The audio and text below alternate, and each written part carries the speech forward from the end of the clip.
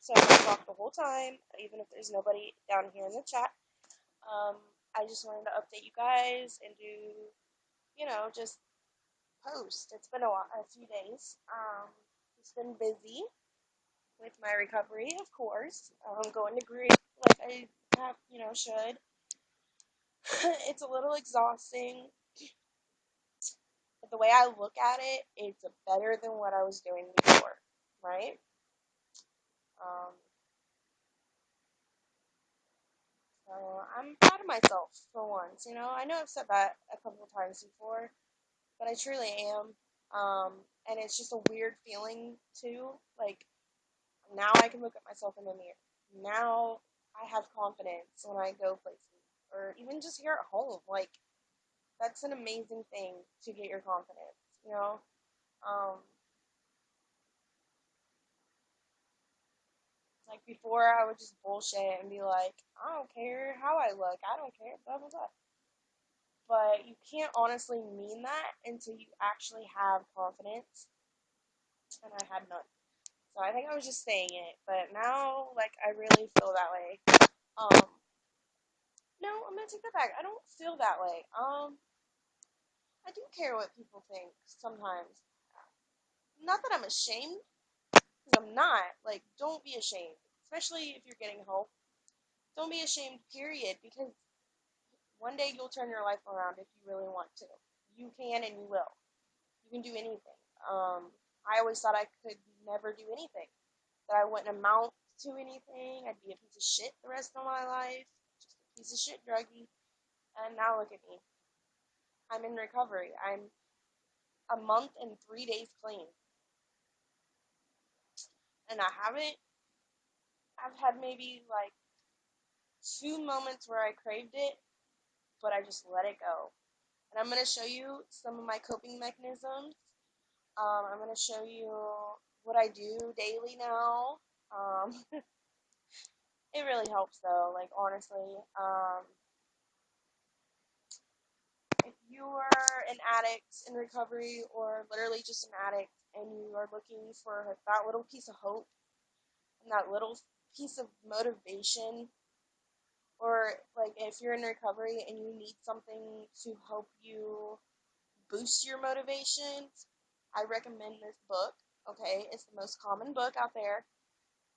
They're all over the place. Okay, they're probably on every bookshelf in the United States or other, anywhere else.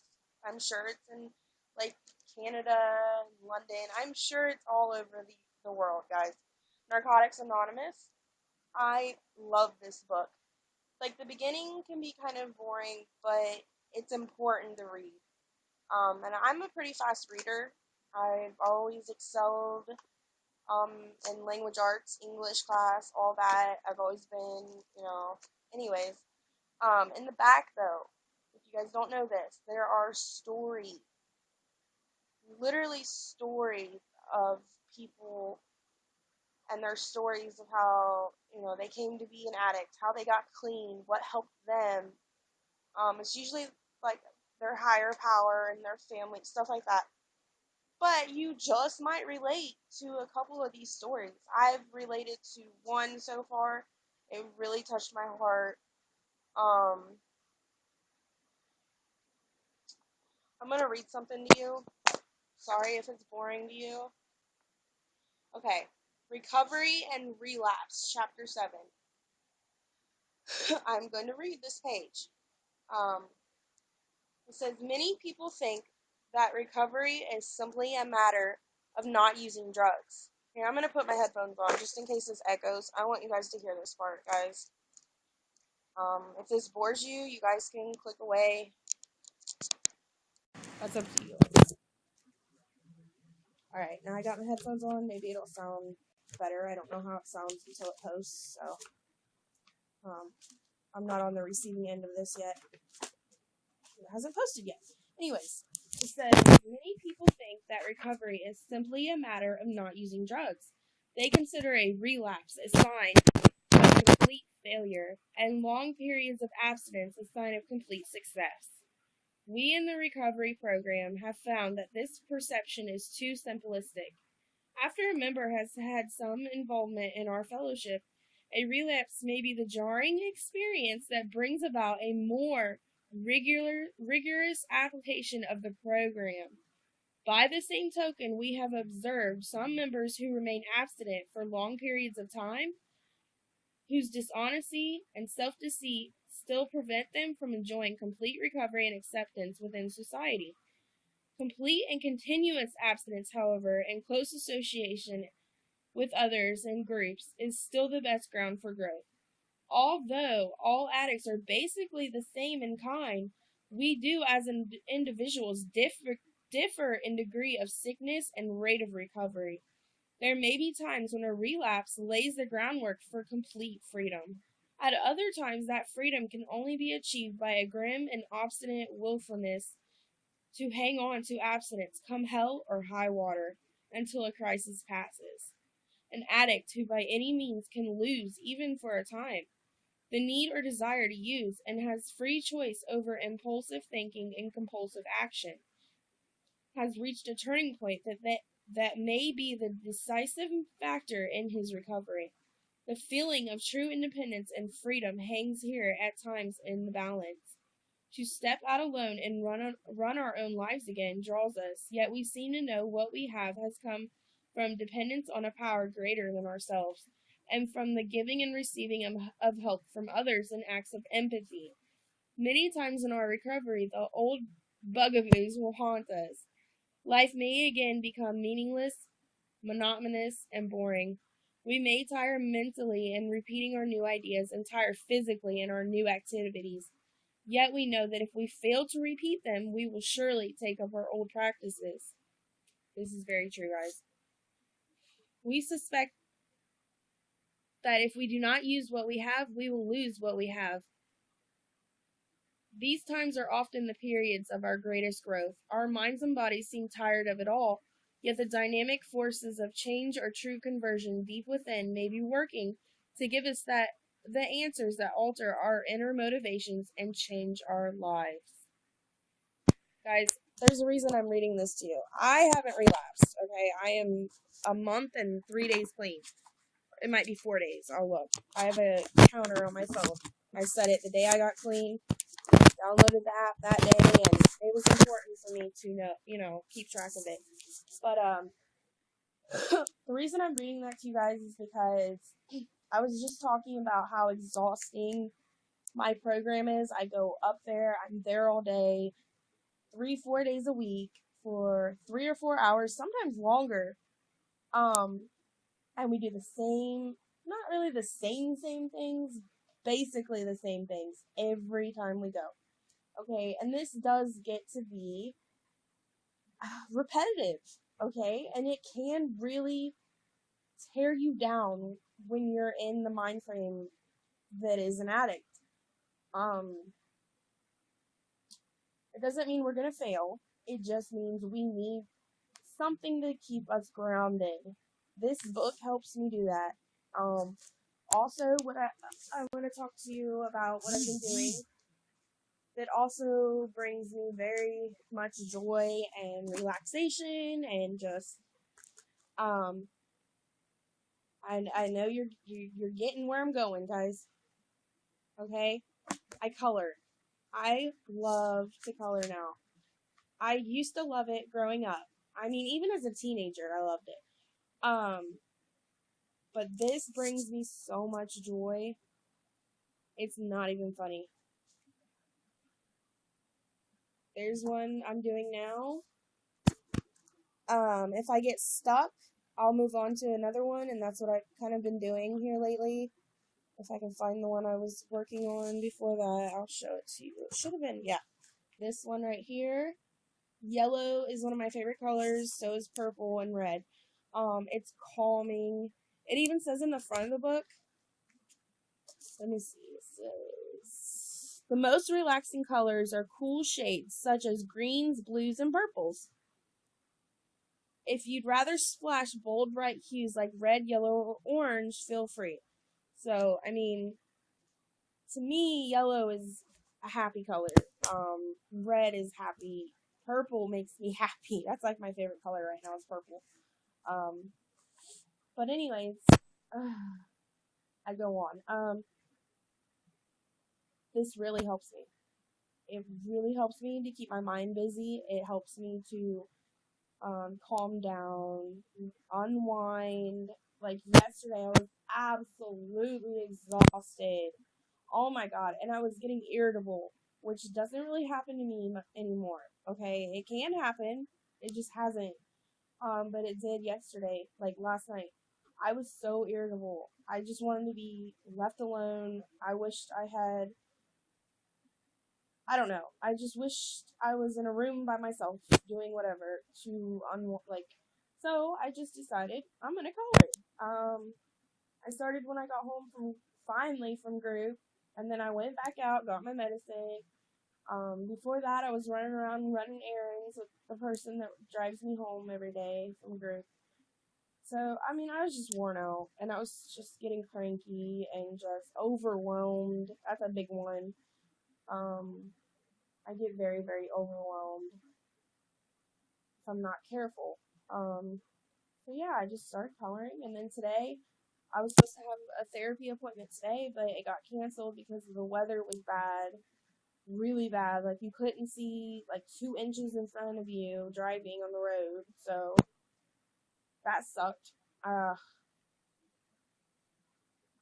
I was really looking forward to that therapy session. I mean, it'll be rescheduled. Like I'll have one next week, or I might have 2 next week. Who knows? But that's okay. It just really bothers me. I don't like to miss things like that, especially in recovery, because while it can be repetitive, it's also so important for me to have a routine now. If I didn't have a routine, I would lose my mind. Okay? I know that sounds so bleh, you know what I'm saying? But it's true. It's fucking true. Okay? Something else I've been doing is this diary I have had since I was 7 years old, guys. 7. There's so much in here that I've went over. I found one today that really broke my heart. I'm not gonna read it because it's kind of really fucking inappropriate personal shit that happened to me as a child. But it broke my heart. So today I journaled about it. I will read this part though, that I wrote today about what I had read. It says, I went back in this diary I've had my whole life and read some old entries. My whole life is in this book, on these pages. A lot of bad, and it breaks my heart to go back in time reading it. I was just a child, an innocent little girl. I just wanted love and protection, and instead, all I got was heartache, loss, and pain. It makes me sad. I know I have a lot of blank pages left. My life isn't over yet. So much to do yet. The best part is that I get to write the rest because it's my story, no one else's. No one else controls me now, and I get to decide how it ends. I'm safe now. No more monster to beat me or strip me of everything I have. I'm a survivor now, not a victim. I've accomplished so much just in this past month. I won't give up because I like myself now, and I can look at myself and be proud. And then it goes on, and I've been a little about some people.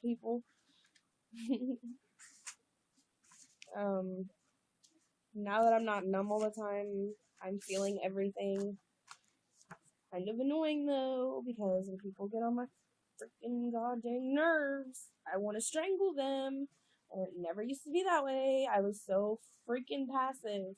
And I literally just was numb. So I didn't feel anything. It took a lot for me to get pissed off or irritated by someone else. I mean, I was already irritable enough, but I mean by someone else's actions or words or whatever. So everything's raw now. And yeah, sometimes I just want to punch someone in the fucking. But yeah, it just helps to journal. It's really been helping me a lot. And I was getting kind of down yesterday and this morning, just like I said, because I get overwhelmed. It sucks, and I was just like, how can I remind myself that I'm doing good, that I haven't relapsed, I'm making good choices, my life is starting to look brighter, I'm happy now. Like, how do you remind yourself? I mean, like, because then when you're an addict, you always want a quick fix. You know what I mean? Like, you want that instant gratification right now, like a little baby. No. But I can't live like that anymore. But what I can do is find my own ways to get that instant gratification so that I don't go out and do something fucking stupid. So I was like, how can I remind myself I'm better? I'm doing better, not that I'm better. I'm always gonna be fucked up in there somewhere, but that I'm doing better. I'm getting better. You know what I mean? I'm on my way. I'm like, I know. I will write in my journal, read it, write some more, and then go live and just try to help someone else. Maybe, I don't know, or just talk to y'all and let you know what's been up and an update. I had planned to do a makeup video today, but it's too late now. Makes me sad. So I really have this urge to play with makeup tonight, but that's okay. There's this girl in I'm not gonna say any names or anything like that. It's anonymous. Like, I mean, we're in a program. It's not like NA meetings or anything like that, but I feel like it doesn't matter what someone does, you don't disrespect them in that way. You just don't do that. So I'm not going to say her name or anything like that, but she tries to get so righteous with everybody in there. And we're all new in recovery. Like, this is my first rodeo, okay? It might not be her first rodeo, but this is my first rodeo, alright? And she gets so righteous with everybody. And my friend, was telling her story. It was her turn to tell her story in class. You know, where were you born? How'd you grow up? How'd you get into drugs? And then how did you get here? And she was talking about how the last time she relapsed, it was on Xannies. And then this girl fucking gets all righteous with her. It's like, oh, we all have a choice. So what made you choose that? And she's like, because someone came up to my car and waved it in my face. And I found out after that someone was this girl. And the girl just shut up right then and there. And I'm like, finally, dude. Like, fuck. This girl talks over everybody, okay? Y'all think I can ramble? No, I'm like the quietest person.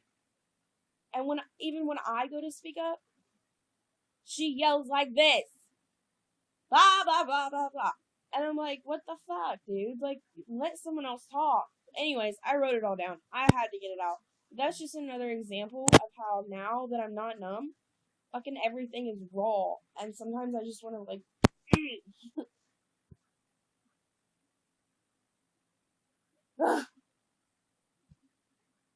But I made a new friend in there, and she's so sweet, and I love her to death. She's around my age. She's like a year older than me. But she's been through some shit. Like, she's been in prison and stuff. I'm not gonna say any names again, out of respect. I wouldn't do that. I'm just venting to you guys and sharing, positive things. But anyways, I made this really great new friend. She's more immature than I am. Those were her words, not mine.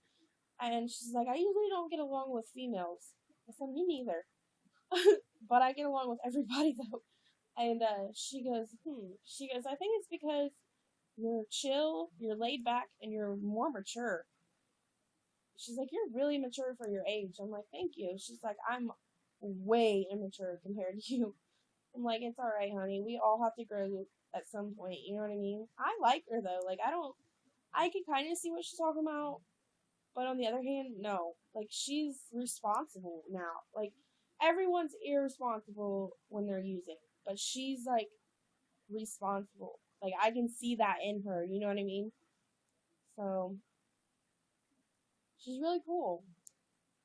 we exchanged numbers. We haven't talked on the phone yet, but we've just been busy with this stuff. You know, I'll see her tomorrow, but she's in my group. I'm excited. She kind of sticks by my side because she's new in the program, and I've been there longer than her. You know what I mean? Even though I'm like the newest one in there, but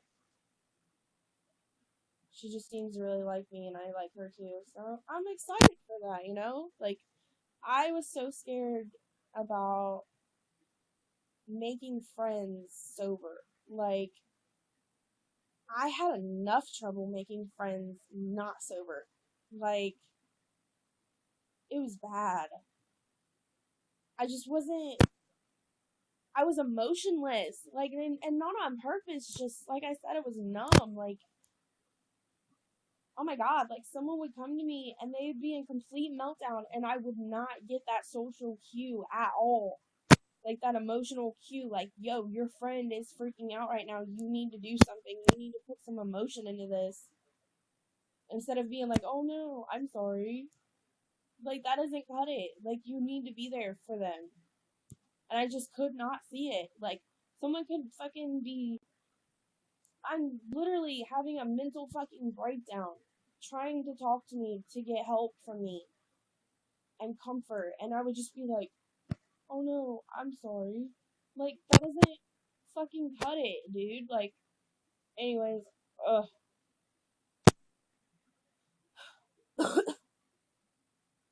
It just sucks though, because I've lost some really fucking awesome people over my bullshit. Like, those are the things you can't take back. You can't take that stuff back. The damage is done. You really think that you can go back to those people you've lost and be like, I'm sorry, I was on drugs. Will you forgive me and be my friend? No, it's not going to be the same way, even if they do forgive you. Because they're not going to trust you. Like, I've had so many people tell me, like, I don't trust her. I don't trust you. Like, I can't trust you. That fucking hurts, dude. But it's my fault. You know, I fucked up. I'm happy now, but it still hurts that I've lost some really great people. And now I'm just trying to find my way and focus on my shit like I need to. So it's hard for me to be close to people unless they're on the same journey as me. Like, because other people don't really get it. You know what I mean? So, anyways, I'm just happy to be making new friends in general. Like, it's an awesome feeling. And people that are on my journey, like I said, like, are on the same journey as me. It feels really good. My mommy-in-law, I call her my mom because she helped raise me. She has a new makeup brush for me. I don't know what brand it is, but she said it's like really good, really nice, expensive. Which that stuff doesn't really matter to me. Like, I go to the Dollar Tree to get my makeup brushes. Like, come on. But I'm just saying, like, I'm excited. I've needed a new brush for a long time. I wish I could afford, you know, like the girl in group. She comes in a group with 5 big bags of makeup, high end shit, like Jeffree Star and like the new Malibu Naked palette or whatever it's called. I don't even know what it's called, Malibu Heat or something like that. I don't even know. But she showed it to me. Like, she shows me all this stuff, and every single time I tell her, like, I can't afford that stuff. But her parents are rich. You know what I mean? So she brags about it, and she looks at it as if she's better than us because she has expensive shit. But I think that's just fucked up. Because not everyone can even, like, have people buy stuff for you. You know what I mean? Like, I don't get no fan mail. I don't get, you know what I mean? I don't have family that can afford it and send it to me or take me shopping. You know what I mean? Like, but this girl, she's got, oh my gosh, and she does her makeup like a whole 3 hours a group. Which, I mean, to each their own. Like, if that's your thing, that's your thing. Like, I love makeup too, but I just don't have that much of it. Which is fine. Like, someday I will. Everything gets better with time. And you know what, though? I'm really proud of myself.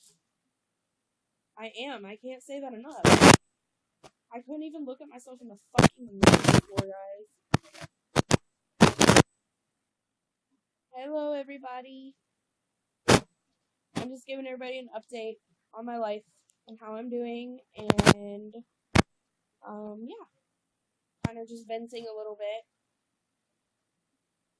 I wanted to do a makeup video today, but it got really late before I knew it, and I have group tomorrow anyways.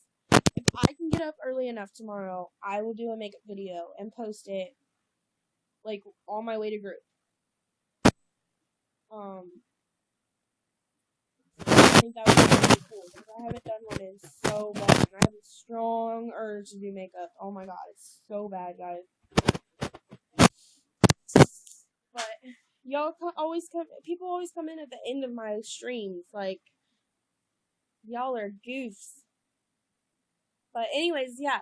Another thing is that I've been getting like 15 member requests for my group on Facebook, the venting room. I'll put it down below. Holy crap. Like, I've been getting so many member requests in there every day. I don't know what's going on. I don't know if, like, a popular page shared it for me, and I just don't know about it. Maybe they saw something they liked and they shared it, and then everybody else seen it and started, like, I don't know what's going on, but whatever it is, I'm thankful. Like, I appreciate that so much. Just like oh my gosh, I really appreciate it when people subscribe to my channel on here, on YouTube, because I'm a very little channel. Very little. And I have so much to share. Like, so much information about so much. Mental illness, education about addiction, abuse recovery. I mean, just like so much to share with you guys. And I have this little tiny, group of people that watch my channel. It's just a little frustrating. I'm not expecting to be like big or nothing, but a few more members would be or a few more subscribers would be great, because that's more people to share this stuff with, and maybe I can help someone. I would love to help someone, anyone. Like, knowing that I'm doing something good for other people would make me so happy. Because I've already fucked up enough in life. Like, now that I'm getting better, like, this is my time to give it back. You know what I mean? Like, just keep it going, give it back. Pay it forward. So I'm gonna put my group name down below on Facebook. Because I'm telling you, a lot of people are joining right now, and I'm not sure why, I swear.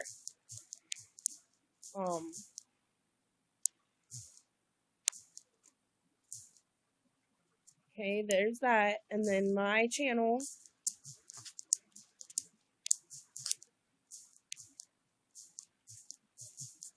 Also, you guys can add me on Snapchat, okay?